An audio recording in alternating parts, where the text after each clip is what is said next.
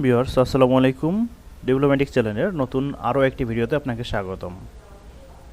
শুরুতে বলে রাখি, যদি আপনারা এখনও কেউ আমার চ্যানেলটিতে সাবস্ক্রাইব করে না থাকেন, অনুগ্রহ করে সাবস্ক্রাইব করুন এবং বেল আইকনটি বাজিয়ে সঙ্গেই থাকুন।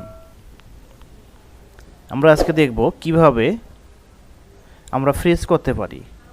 দেখুন, এখানে যদি আমি কার্সর নিচের দিকে নিয়ে আসি, তাহলে দেখুন সব কিছু উপরে উঠে যাচ্ছে। অর্থাৎ এই যে employee code, employee name, designation, join date, grade, gross, basic ইত্যাদি এই লেখাগুলো এখানে স্থির থাকবে।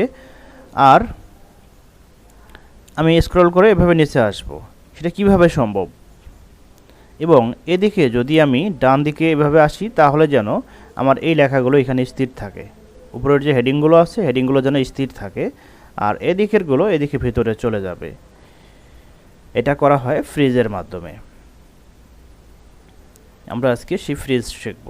যদি আমি চাই যে আমার এই রটি এখানে স্থির থাকবে, তাহলে এর নিচে আমাকে কার্সর রাখতে হবে।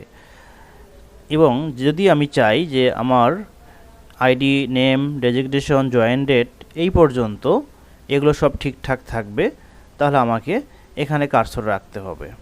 এখানে কার্সর রেখে যেতে হবে ভিউয়ে গিয়ে এখানে দেখেন ফ্রিজ প্যান্স লেখা আছে, এখানে ক্লিক করতে হবে। ক্লিক করে যখন আমি ফ্রিজ প্যান্সে দিয়ে দিব, তখন আমার এটা ফ্রিজ হয়ে যাবে। দেখেন ভিউয়ার্স, আমি যখন ডান দিকে নিয়ে আসতেছি, আমার দেখেন জয়েন ডেট পর্যন্ত এটি ঠিক স্থির আছে।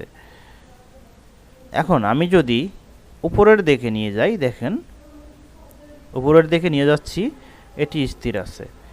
আর এটি করা হলো ফ্রিজের মাধ্যমে। যদি ফ্রিজ করা হয়, কোনো কিছুকে স্থির রাখা সম্ভব ফ্রিজের মাধ্যমে। ভিউয়ার্স, আশা করি আপনারা বুঝতে পেরেছেন। আপনাদের এক্সেল সম্পর্কিত কোনো ধরনের জিজ্ঞাসা থাকলে আমার ভিডিওতে কমেন্ট করতে ভুলবেন না। সেই সঙ্গে আবারও মনে করিয়ে দিচ্ছি, যদি কেউ আপনারা এখন আমার চ্যানেলটিতে সাবস্ক্রাইব করে না থাকেন, অনুগ্রহ করে সাবস্ক্রাইব করুন এবং বেল আইকনটি বাজিয়ে পরবর্তী ভিডিওগুলোর জন্য লাইক দিয়ে রাখুন। সঙ্গে থাকার জন্য ধন্যবাদ। আসসালামু আলাইকুম।